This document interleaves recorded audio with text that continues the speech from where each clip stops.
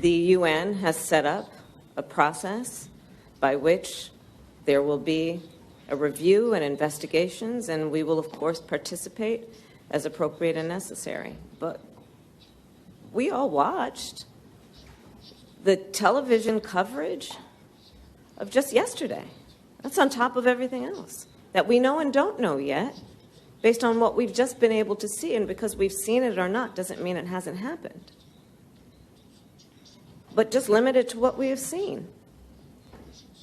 Russian government scheme. The Russians, Vladimir Putin, Russia, Putin and Russia, Moscow, Russia, the Russians, Russia.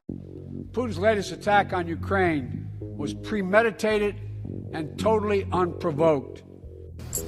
I think the one place where the greatest consternation would be caused in the short term for admission, having nothing to do with the merit and preparedness of the country to come in, would be to admit the Baltic states now in terms of NATO-Russian, U.S.-Russian relations. And if there was ever anything that was going to tip the balance, were it to be tipped in terms of a vigorous and hostile reaction, I don't mean military, in Russia, it would be that. Whatever you think about his policies, they're understandable. The idea that Ukraine might join a Western military alliance would be quite unacceptable to any Russian leader. This goes back to 1990, when the Soviet Union collapsed. There was a question as to what would happen with NATO. Gorbachev agreed to allow Germany to be unified and to join NATO. It's a pretty remarkable concession, with a quid pro quo, that NATO would not expand 1 inch to the east. That was the phrase that was used. So Russia has been provoked? Well, what happened? NATO instantly moved to East Germany. Then Clinton came along, expanded NATO right to the borders of Russia.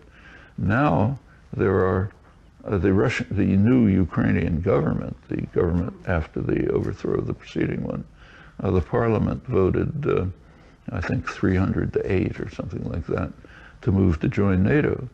Which you can understand why they would want to join NATO. You can see why Petro Poroshenko's government would probably see that it's protecting his country. No, it's not protect. Crimea was taken away after the overthrow of the government, right?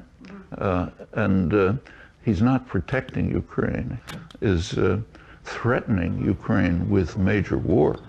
That's not protection. The point is, this is a serious strategic threat to Russia, which any Russian leader would have to react to. That's well understood. There's no doubt about it, we're living in times of catastrophic crisis where the lives of innocent civilians are sacrificed in the wars of their masters. Yes, in Ukraine, but not only. Since the last plenary, tens of thousands of Afghani citizens have been forced to flee in search of food and safety. 5 million children face famine, an agonising and painful death, a 500% increase in child marriages and children being sold just so they can survive, and not a mention of it, not here, not anywhere. No wall-to-wall TV coverage, no emergency humanitarian response, no special plenaries, not even a mention in this plenary, no Afghani delegations and no statements. My God, they must be wondering, what makes their humanitarian crisis so unimportant? Is it the colour of their skin? Is it that they're not white, they're not European, that their problems come from a US gun or a US invasion? Is it that the decision to rob their country's wealth was taken by a despotic US president rather than a Russian one? Because, my God, all wars are evil and all victims deserve support, and until we get on that page, we have no credibility whatsoever.